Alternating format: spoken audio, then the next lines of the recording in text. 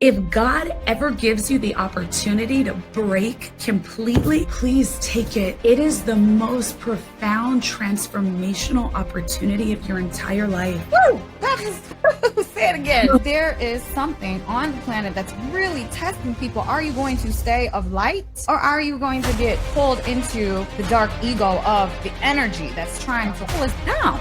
What do I need to do to uphold the truth of who I say I am? So many of us are held by chains of the past, of trauma and pain. How would you suggest people let some of that stuff go? It's not just your story of what happened to you. It all serves purpose, and it is imperative to find that thread of purpose that moves through your individual story, to find that deeper layer of pain and transcend it so it can be used in service.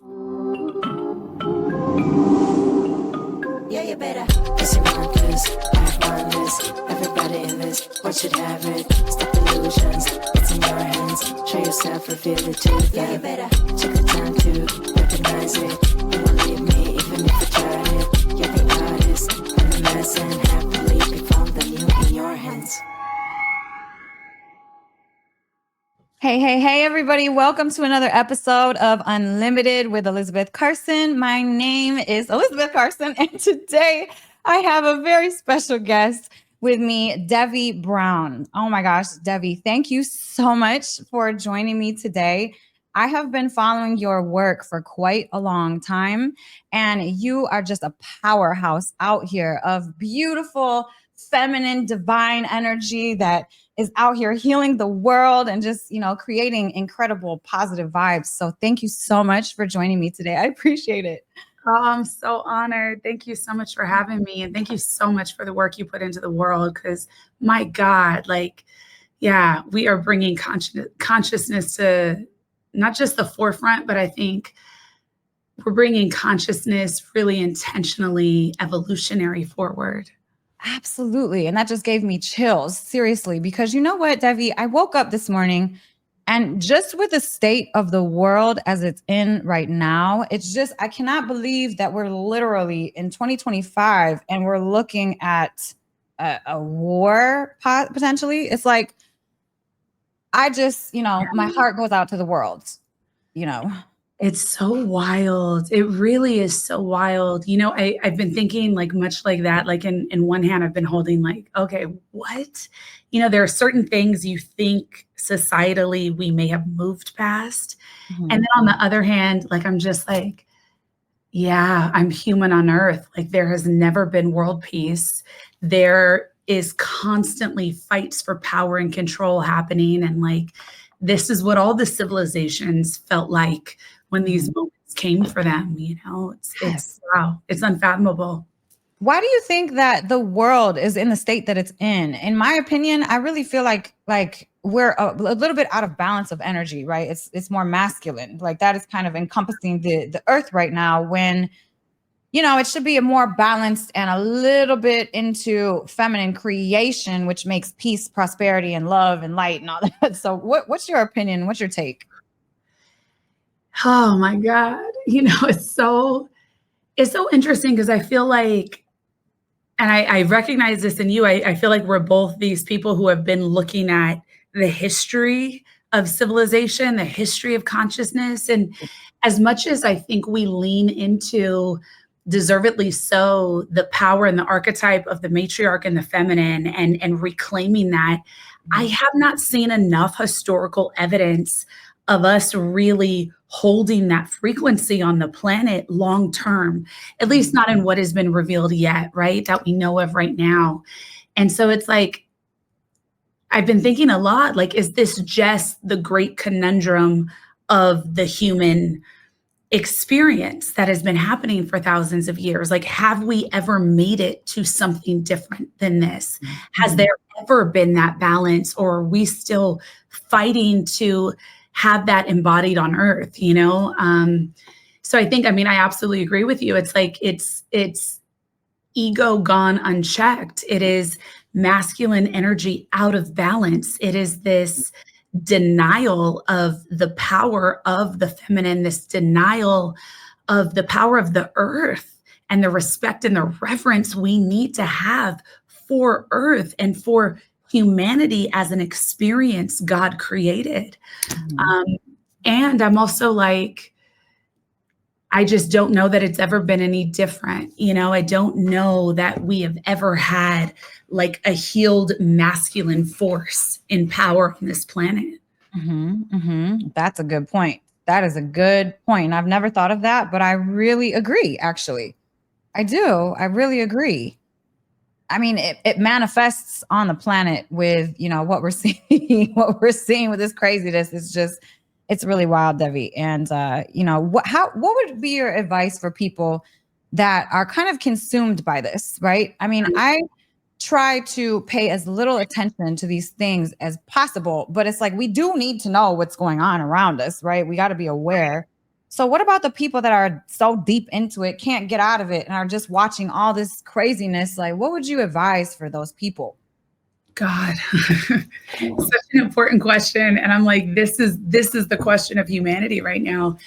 For me personally, I'm a believer in the truth of what is. So I am always willing to deal with whatever is true that's in front of me. And I think we all need to really switch our lens of perception to view the world like that right now, right? Like we can't run from what's happening. Also, in many regards, I don't necessarily know in this exact moment what help we can provide other than pouring into community. And I think at this moment in time, we have to really conjure forward the resilience of what it is to be alive on a planet that has never had peace. And we have to be honest about that. We have to get out of just the frustrations of how, and the grief and the true sadness of how this may be affecting our lives, right? Like much like the pandemic, there is this grief for the way you thought these years of your life were going to look. And I think if we look back, if we read enough, if we look at society, we know that every generation has grappled with something that has significantly changed them. And I think this is no different. We have to just be with what is here, not wish it away, not bypass it away, but look for the ways, the small, tiny, tiny ways to stay fueled for this moment, to not be overwhelmed by this moment, to use the modalities we have access to, like breath work, like meditation, like an opportunity to get clear. And we have to still keep using these modalities in times of war and not just think that they're for emotional friction or overall stress of life. Like we are at war, whether or not the US declared that or not, we have been at war for some years in a multitude of ways. And all we can do is control our own reactions. All we can do is make sure that we are fueling ourselves in an evolutionary way. And we need to stay alive. We need to stay present. And we need to build as community because that feels like what's next. It feels like we all have to get back to this recipe of not waiting for some big savior, not waiting for a government to save us, not waiting for any one person to make the right choices for us. And we have to live. Woo! That is, say it again. Sorry, I'm like, oh my God, keep talking. My God, and it's like how, with your feeling and your connection, like, what are you feeling right now? Like I think this time is more collaborative than it's ever been. Like we need the wisdom keepers that are sprinkled through the earth to really think communally and to really think of like, how do we kind of uplift certain ideas and understandings that are beneficial for all.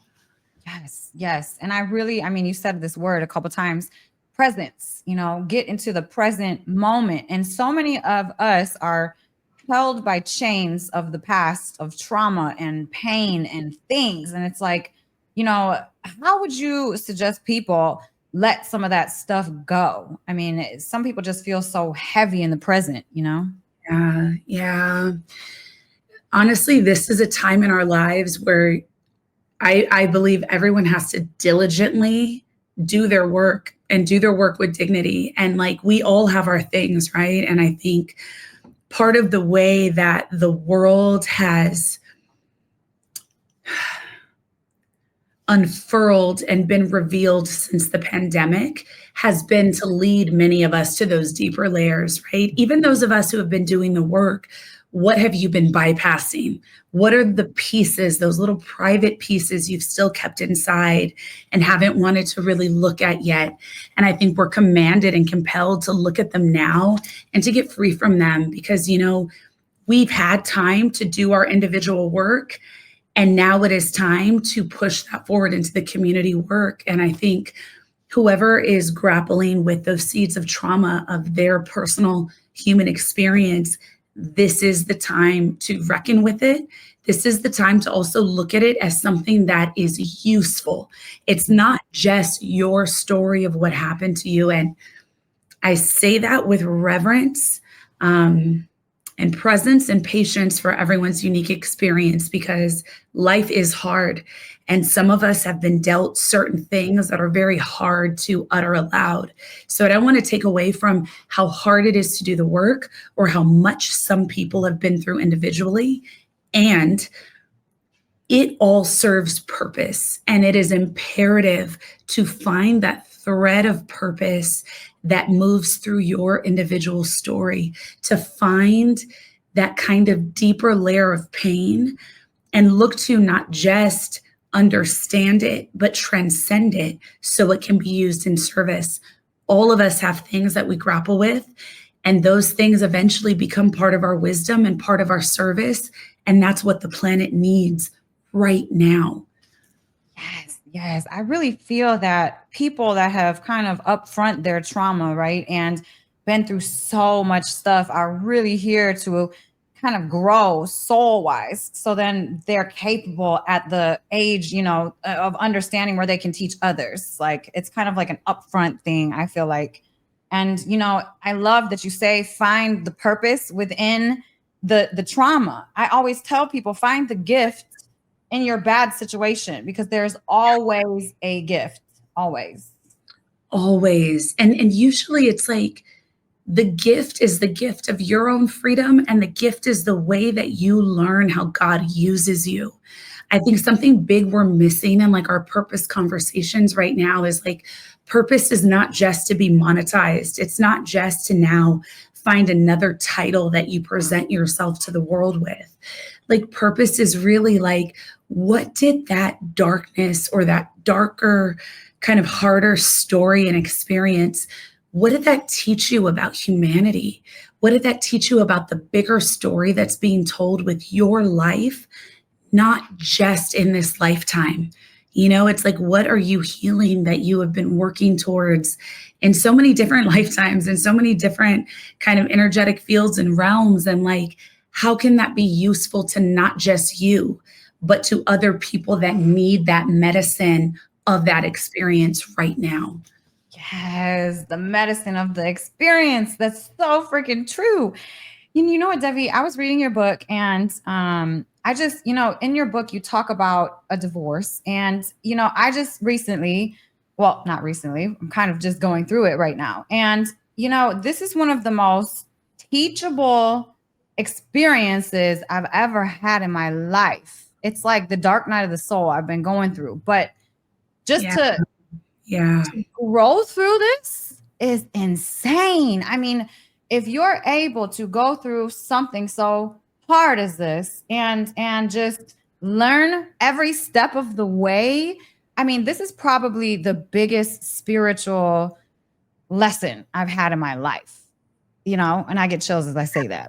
I had chills right now. Absolutely.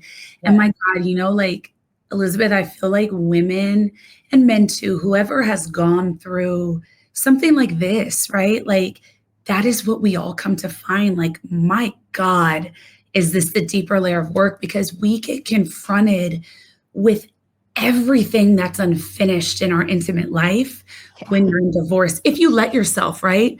Some people go through it, they just hold the anger. Some people go through it, they just hold the pain. But I think when we are awake and aware to it being its own instrument of consciousness, oh my God, it breaks you down to the deepest core level. Yeah.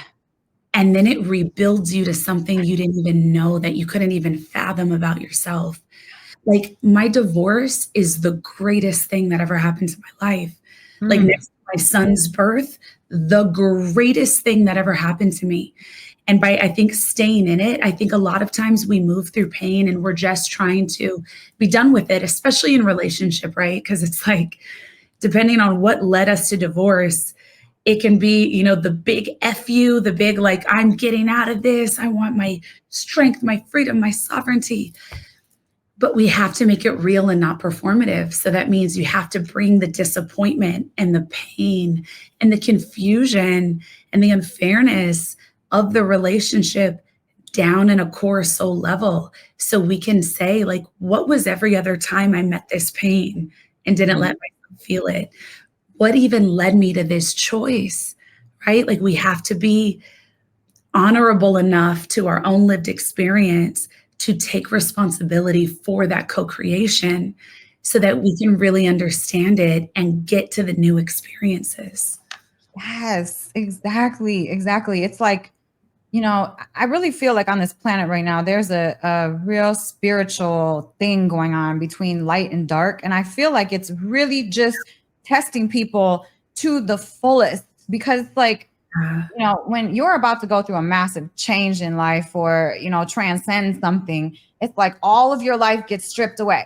Everything that you thought is gone. So, you know, I lost my job, I lost my car, I lost my house, I lost my friends, I lost my employees, I lost my husband. It's like everything, boom. Because I feel like there is something on the planet that's really testing people. Are you going to stay of light, or are you going to get pulled into the dark ego of what, you know, the planet is trying to pull us, not the planet, but the energy that's trying to, like, pull us down? What are your thoughts? I mean, that's just so real. That's just so real. Like, it really is that bigger battle. And depending on, you know, what our individual circumstances are when we do it, it's like, I do find, like, for me, divorce was my greatest opportunity to meet every single fiber of myself I had been avoiding, that I didn't know I had been avoiding. Sometimes for some of us that are and have already been awakened in so many ways, or we might be the light bearers in our lives, or the people that, you know, have always carried a wisdom, like even from childhood, of knowing.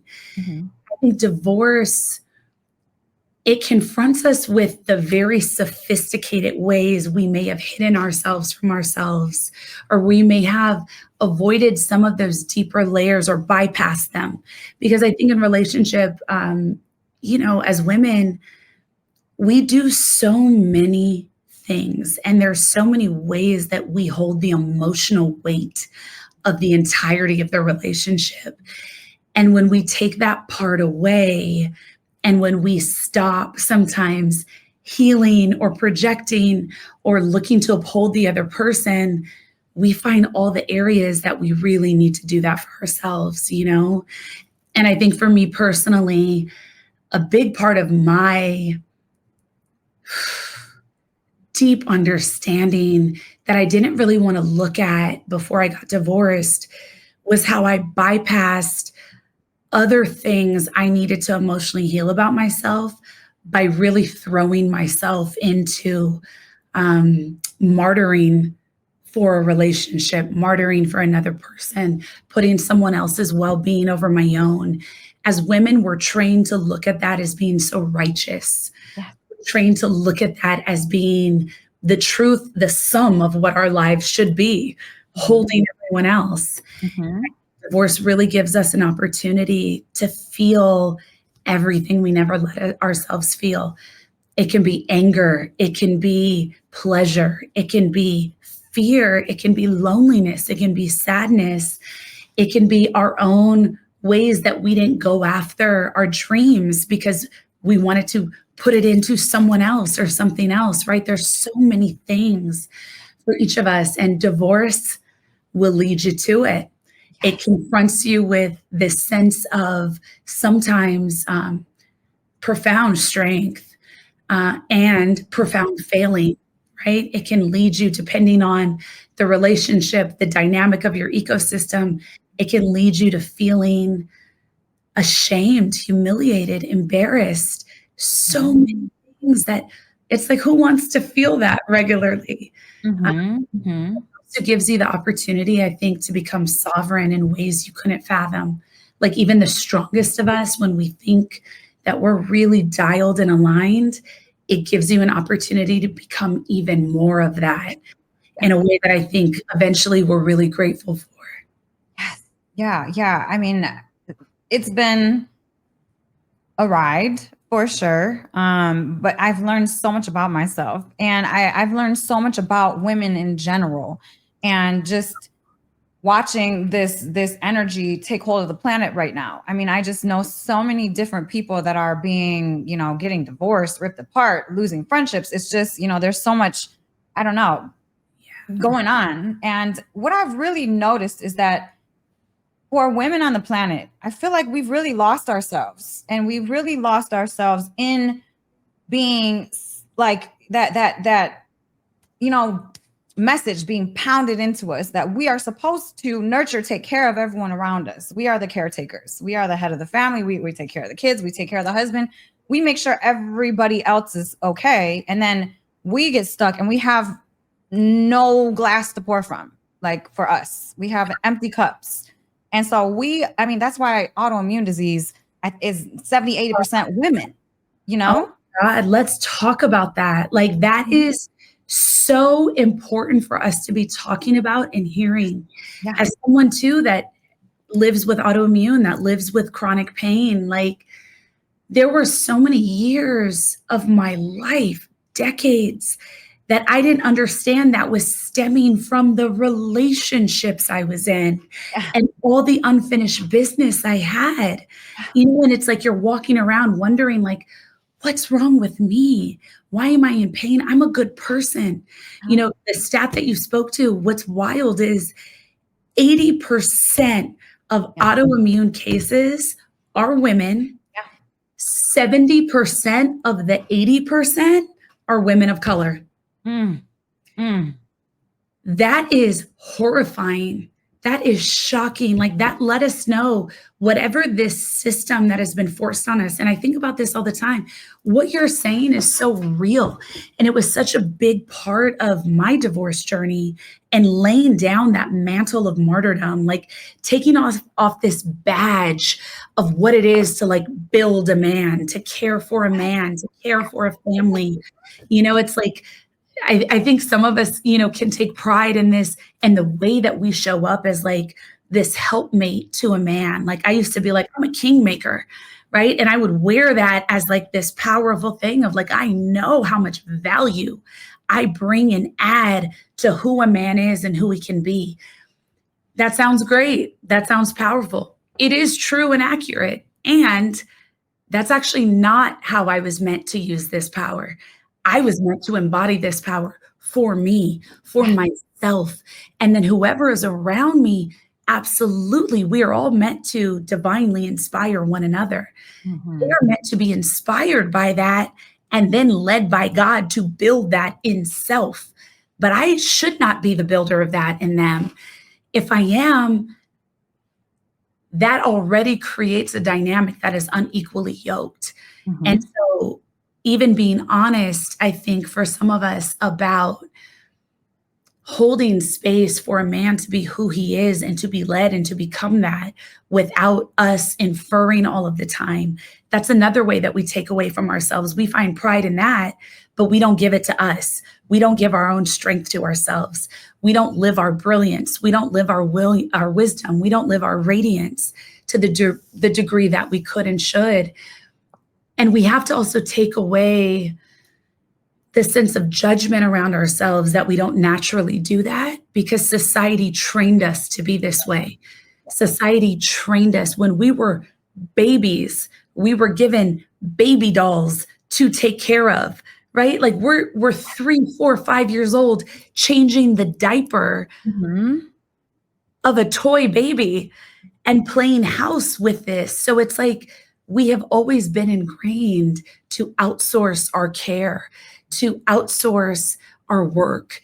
And I think part of the reclamation of not just women, but the reclamation of divine love and relationship is trusting source enough to say, I am here to do my own work. And I trust that that person is too. And that with God, we both can do that. But I'm not here to save you. And you're not here to save me. Yes. Oh man, this is what the biggest lesson I've learned is that the magic within me is not for me to pour it onto everybody else but me. I mean, I literally hid behind the man. I became the man, which a lot of women in relationships, we lose ourselves because we're steady pouring into everybody else and we don't even address who we are. Like, it's been taking a little bit of time to realize, what do I like to do? What do I like even? Who am I? What is my purpose? Like, what am I doing out here? You know, I mean, it's taken a while to really sink back into who I am. And women, they lose themselves. They lose themselves within pouring into everybody else. How would you suggest women come back to themselves and really get to know who they are again? I think first and foremost, my desire for women is that we all give ourselves real patience in doing this because it takes time. And I think when we're in a moment like that, and especially divorce, because my God, is divorce so charged? Divorce doesn't just affect our hearts, right? Like, it affects our entire ecosystem, like you spoke to, friendships. Some friends choose, right? Like, it affects our money. It affects like all the ways that we have known ourselves. And so that's incredibly sacred. You are rebuilding a life, right? And if we can look at that, from a standpoint of not just like, I got to figure my life out, I got to make my life, and look at it from a slowness of saying, I am broken down right now because I have the opportunity to become something else entirely, because I have the opportunity to become more. And I think there is this beauty and allowing ourselves to become more with less, to be stripped down, to not have the labels, to not have the relationship, to not have the friendships, to not have the job, the position, all the things. Like, for everyone listening, oh my God, like, if God ever gives you the opportunity to break completely, please take it. Please take it. It is the most profound transformational opportunity of your entire life. And if you feel broken and confused right now, I beg you to allow yourself to break completely. Like, stop trying to hold it together. Stop trying to put yourself back together in a way that looks nice and neat, sweet and beautiful, laced in gold. Be broken for however long you need to be broken, because you don't know what you are yet. You're not supposed to. You're becoming it, and let it take time. You know, I think from my personal experience and from other women I've had the privilege to meet and learn from in their own heartbreak journeys, it is like this gorgeous, gorgeous 2-year container that you should have with yourself. I'm not saying you have to stay single for that time. That's God's journey with you. You know what's for you. But take 2 years to figure out what you like and how you like it, what you don't like, what you are.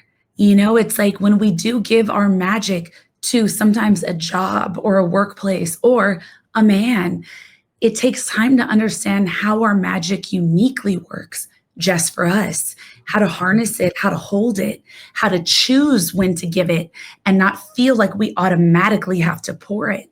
I think that's part of the wisdom if we're greeted with this opportunity for divorce, which I think divorce is just beautiful. Like, divorce is such a beautiful grief if you allow it to be, because there's just so much more waiting and unfolding. This is a planet of 9 billion. If you want to love again, you will, right? If you want to be in relationship again, you will be. There's 9 billion people alive. But aside from just what love has to offer, it gives you the opportunity to inquire about yourself and be curious about yourself in a way that will serve you, not just in this lifetime, but in every one you encounter after this. And it's just so special. It's this special, sacred reinvention. So I think my greatest advice for every woman that finds themselves at this beautiful threshold of a new life would be, let yourself cry for as long as you want to. Get yourself all of the help you need. So many of us battle loneliness in relationship in silence. It is so important to know that you don't have to be hypervigilant in this process.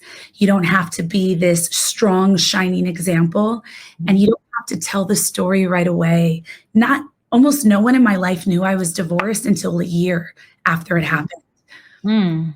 To the majority of my friends and family that I got divorced after it was finalized 12 months later. That's my right to talk about my story and my healing when I want to.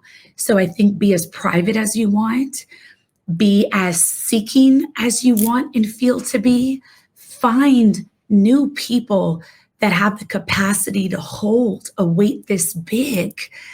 And practice being vulnerable in those new spaces. Practice being boundaried. You don't have to tell all your business to anyone. Right? If you don't want to. You share your story with who you want, how you want to, and then pick up and find the small things at first, not the big things, the small things that give you a private smile inside. And rebuild your heart, rebuild your joy, and do it in whatever way you want to. And if you want to scrap your entire ecosystem and get 100% new friends, women have done it before, and they have succeeded. They have thrived. They have built new civilizations. Yes. You don't have to be bound in this pain, in this sadness, in this story. You just have so many decades to come. And pretty soon, the story of this love that did not work out will be one of the many wisdom stories you share. It won't have to be the defining one. Absolutely. Absolutely. It's every single storm in your life that creates your greatness, in my opinion. Every storm, everything that's happened to you is happening for you.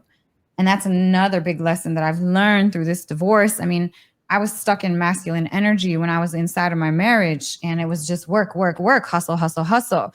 And I feel like a lot of women do get stuck in that type of energy because they're always pouring into others. And so when things break and you're going through something like this, I've really tried to calm my energy back down and pull myself back into the feminine to allow and understand and trust that everything is okay, that everything is happening for my highest good. Always.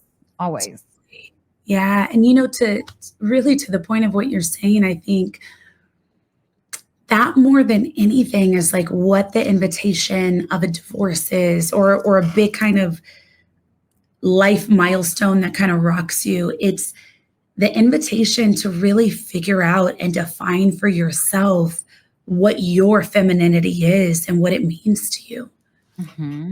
Yes. And I love it. And you know what? It's like, I love the way that you speak, Devi, because everything that is quote unquote, what would be considered bad is, in your words, an opportunity, and it's just so powerful. If people really understood the power and energy, intention behind our words, I mean, they would just, completely shift that up. So I love that you switch things into that. That's really powerful.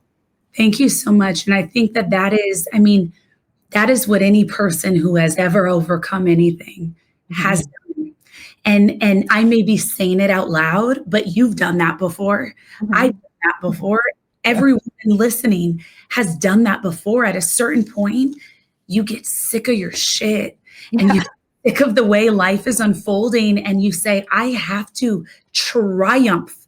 Like, I have to take this as an opportunity. And I think when you do, not only does it switch your lens of perception to making all of it somehow useful for you, but it switches your lens of perception to also understand, like, to be real, when I look at the historical proof of my life, right? Every hard thing, I'm unfadable. Like, God has never failed me. I have overcome 100% of everything I've experienced. That remembrance alone, I think, allows us to stand in those present moment hardships so differently, so differently. Look at the history of your life for the proof of your resilience, and then look to embody that again in this moment, whatever moment that is.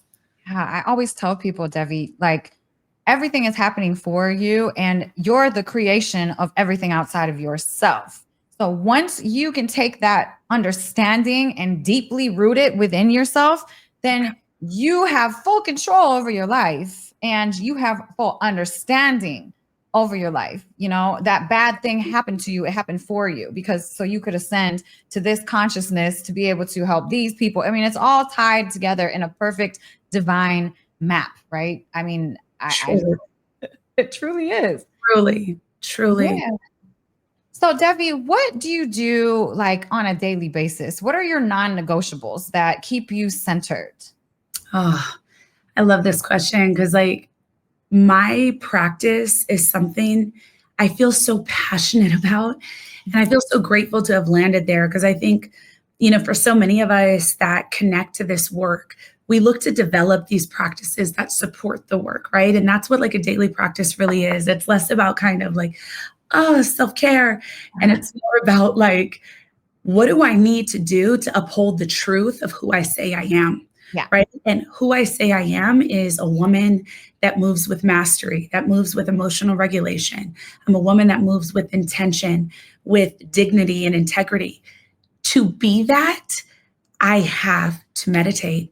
I have to do breath work. I have to work the processes that fuel me and fill me.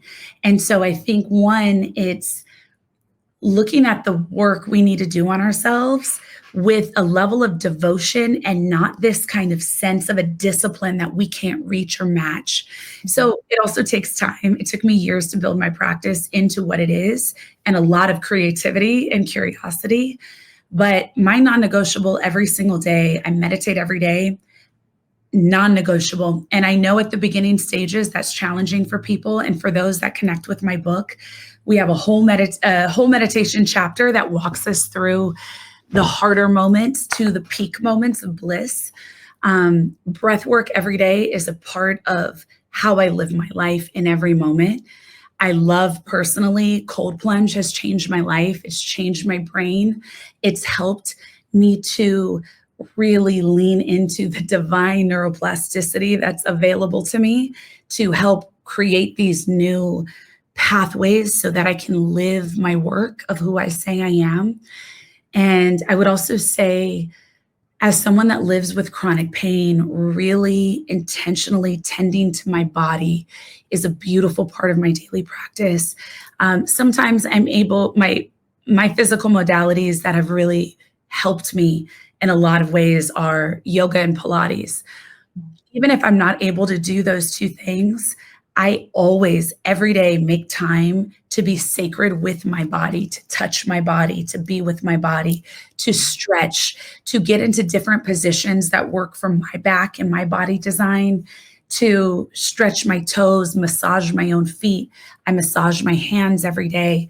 That opens up a lot of energy for me, that releases a lot of energy. So those are things that I don't have to think much about. They're just built into the flow. But they're non-negotiable. I will cancel anything to do them. Recently, I was traveling a lot. I was on book tour, and it was so beautiful to be on book tour. It was everything and more that I could have ever imagined. And it was so hard. It was so stressful. I was on 15 flights in like a span of a handful of weeks. A lot of things went wrong. A lot of things on the back end. So it was chaos. Yeah. And I remember I had landed in Atlanta and I was speaking at this festival and they were having this big, beautiful party. And I was so excited to go, but I was so dysregulated by the time I checked into my hotel. And I was like, I've learned now not to put on a smile and push through something, even if it's something I want. I've learned that you have to listen to your body and you have to show up for yourself first. So I shared, my sadness of not being able to attend, locked myself in my hotel room. I Instacarted, DoorDashed some Epsom salt to my room, ran a hot bath, laid a towel on the floor, did all my stretch postures and positions, turned the lights down low, screamed into a pillow to release the stress, meditated and prayed. Did that for 2 hours. So that, to me, that process, especially in a time of deep transition or up-leveling or pain or just dysregulation, non-negotiable. Wow, man. It's like the awareness, Devi, your awareness is so key. And a lot of us miss that because we're being pulled left and right and we feel like we need to do things. We have to do it or we fail in some way, shape, or form. But I try to preach to people like, hello, if you don't have your health, then you don't have anything. And your body will give out. You cannot keep pushing through this thing, that thing, this thing, that thing, this thing. I mean, trust me, I did it last year and I almost watched, my ex die from it. So, it's serious. You need time to rest. And just having that self-awareness about yourself is so important because, that party could have taken you out. You know what I'm saying? Like, you never know. You really just never know. No, literally, truly.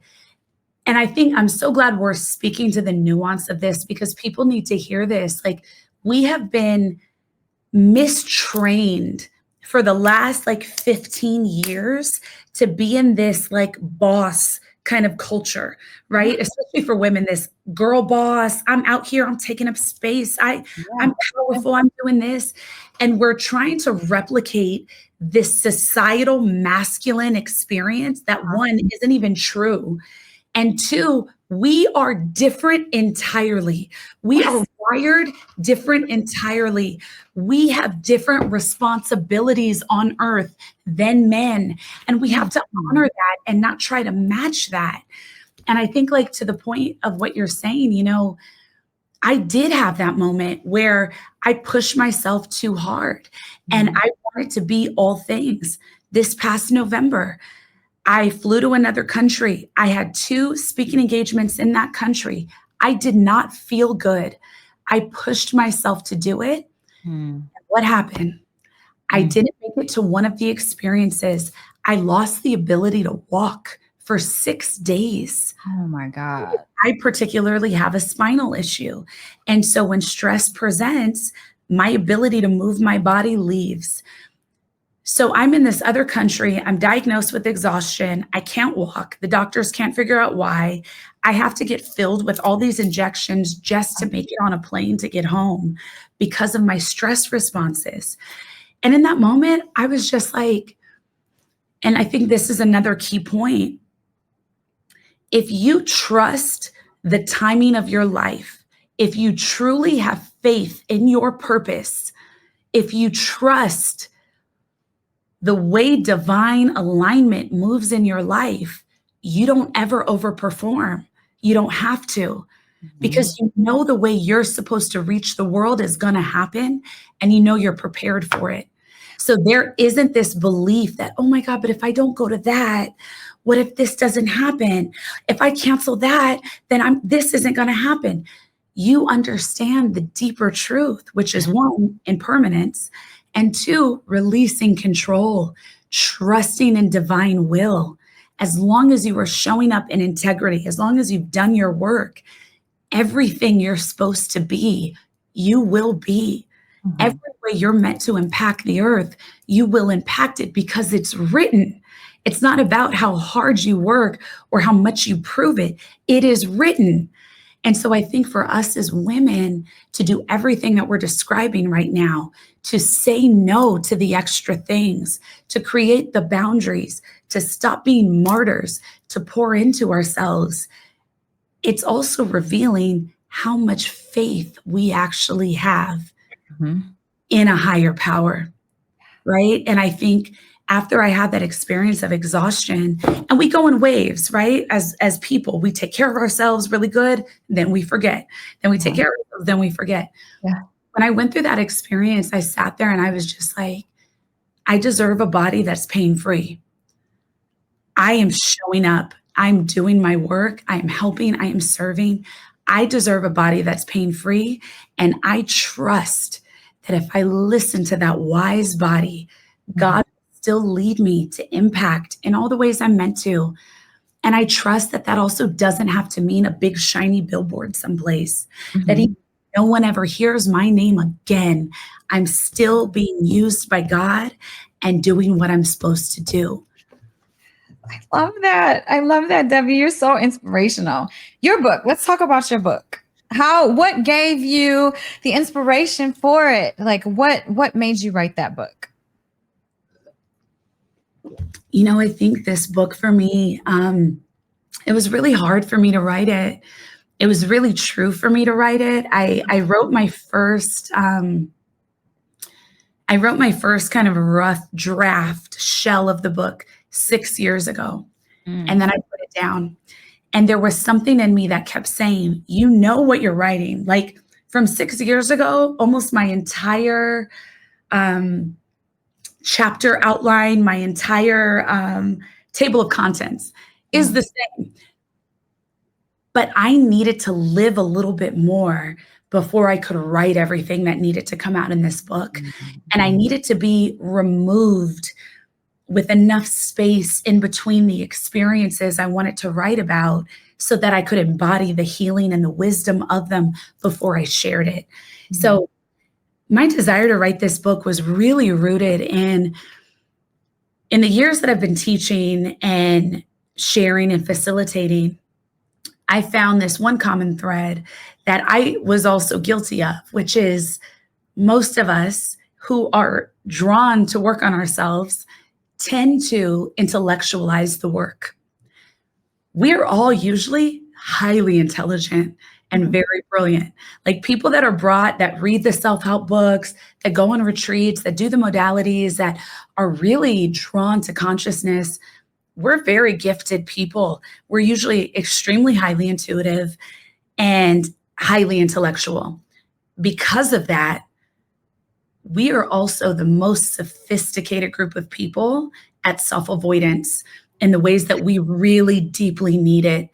And I found that, before I wrote this book, I was teaching meditation. I was leading retreats. I was already, certified and trained in all these modalities. And it was beautiful. I was doing my work.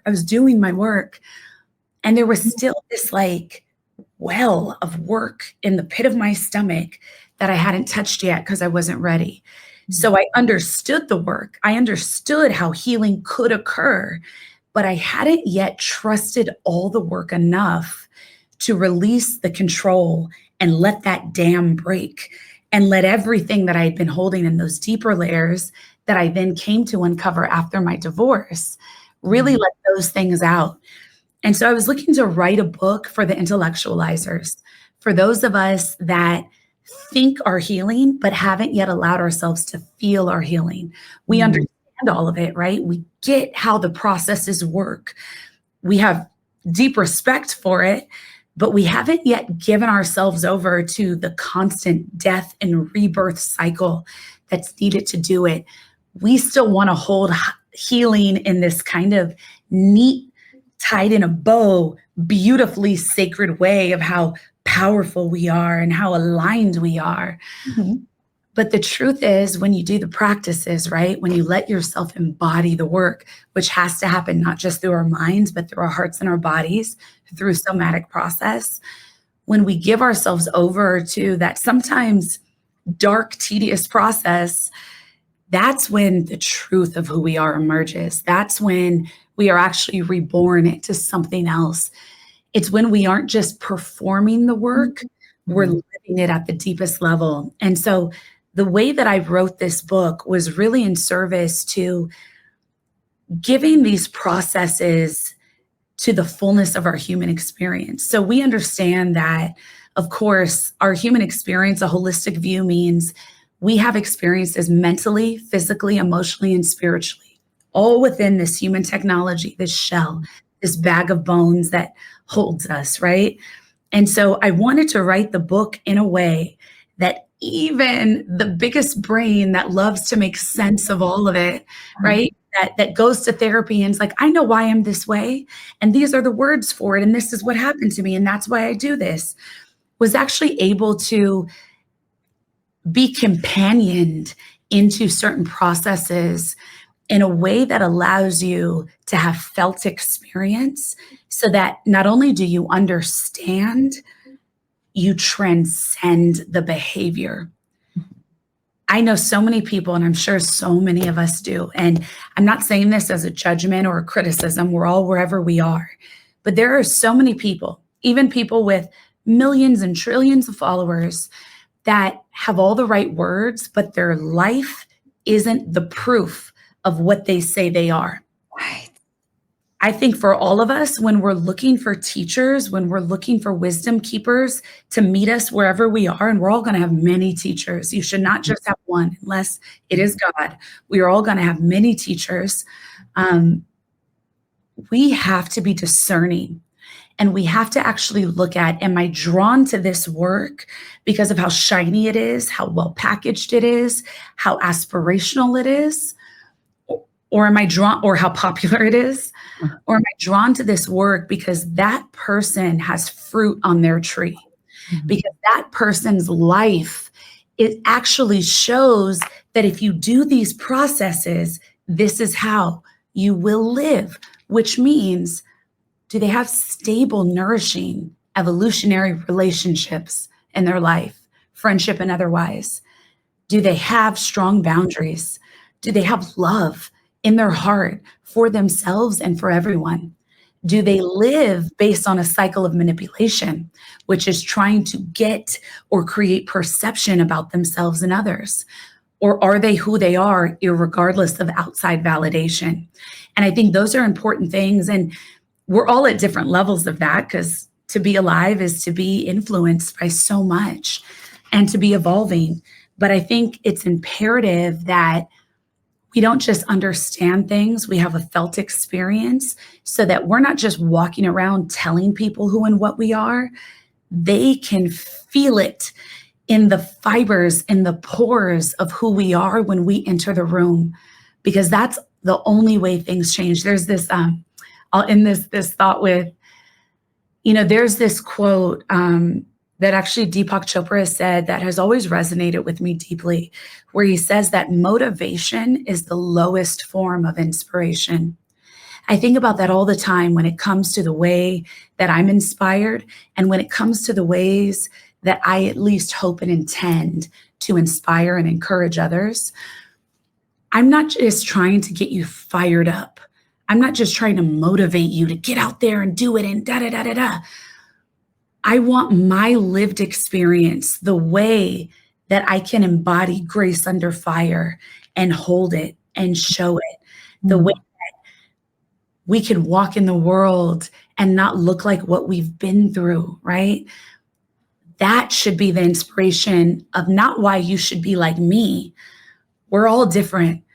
It should be the inspiration of why you should look to devote your life to yourself, so that you can live the full aligned truth of how God designed you. Oh, so freaking good, Devi. That book, I swear, it woke things up in me, that because I'm that person. I know things. I'm like this because of that, I'm like that person. Way. Swear. So it just opened my eyes a lot. And there was one part you talk about moving from your head into your body. And so what is like one embodiment practice that women can have to really embody themselves instead of living up here? Oh, I love that so much, because I think this is something I know many people who are on the path have heard of, but it's something that I really encourage everyone to devote yourself to, for women especially, because not only as women are we doing so much of the work in the world, we're doing so much of the invisible, unseen work in the world, which is holding and doing the emotional labor for almost every room we walk into. So many of us sense the emotional undercurrent that's at play wherever we go. And then either consciously or subconsciously, we're looking to show up and meet these invisible needs for people, which is why we have so much invisible pain, which is chronic pain and autoimmune. So I think women learning how to practice breath work is one of the most transformational, transcendent experiences we can have. I want to get into the fibers of that for a second, of why it's important. Because I think when we even hear that term breath work, some of us might feel that it's too peaceful or bizarre when we first start, right? Like, it feels quite awkward to try some of these practices alone, right? Like, you're like, all right, I'm still and I'm quiet. Move, and I want to move, and I want to get up. Or, okay, all right, what's that going to do? Let me get back to work. No. It's hard. It's confronting. It's invocative. It is going to bring things forward in you, including sensations in your body you may have never felt before, right? It might unleash some fear in you when you're trying to take in more breath or take it out. Your chest might start really kind of having that feeling of white noise in it, that anxiety in it, the pit of your stomach. But it's imperative because mostly as human beings, we're breathing incorrectly. We have autonomic breathing as humans, which means we get to stay alive and breathe without thinking about it. It's not the case for all mammals. Whales don't do that. Whales fall asleep. They have to wake up, go to the surface, get air, go back down, fall asleep. They do that over and over and over again for hours. For us, part of the hardship about naturally breathing to stay alive is that we've all become mouth breathers. So we have this very shallow breath, which everyone listening to this episode with us, I want to invite you to even try right now. Don't breathe through your nose. Take in 3 breaths in and out through your mouth.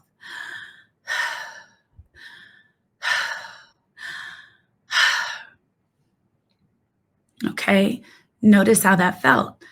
Your mouth might feel a little dry.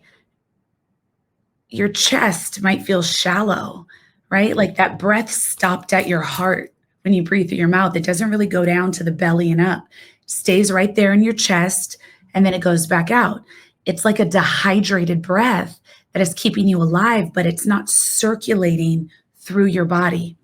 When you intentionally practice to breathe through your nose, but take deep inhales, and there are so many styles of breath. Some of them we've heard of are like the box breath, system of inhaling 4 seconds, holding for 4 seconds, exhaling for 4 seconds, holding for 4 seconds, deep belly breaths. There's holotropic breathing, all these different ways. But when you breathe through your nose and you take a deep breath in, and everyone can join us in this right now. We'll do it 3 times. Deep inhale in through your nose, hit the pit of your stomach, out through your nose. Do it slowly and full each time. It's not a race.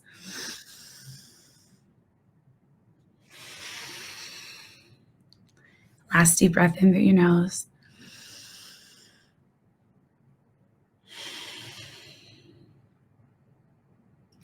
Notice how that felt, right? Even if it felt shaky, because if you're new to breath, it feels a little strange at first to take in so much.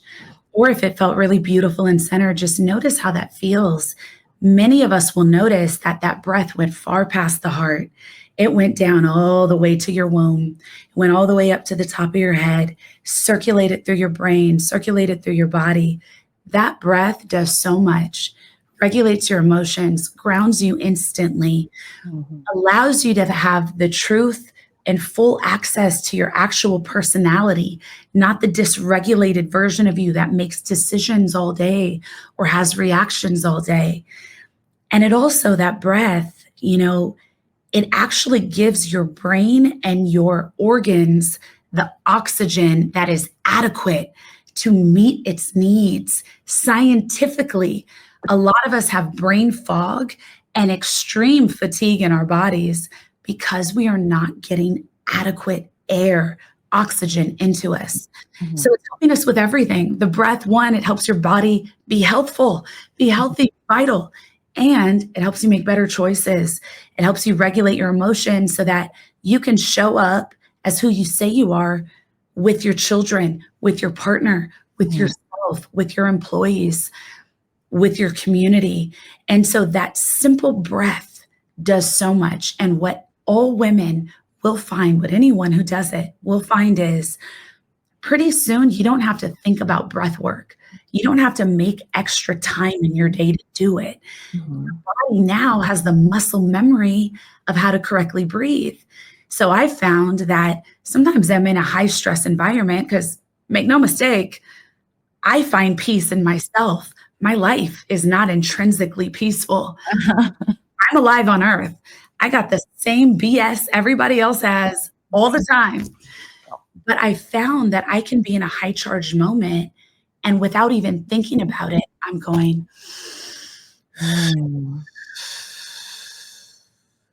in front of people in a meeting. It doesn't matter.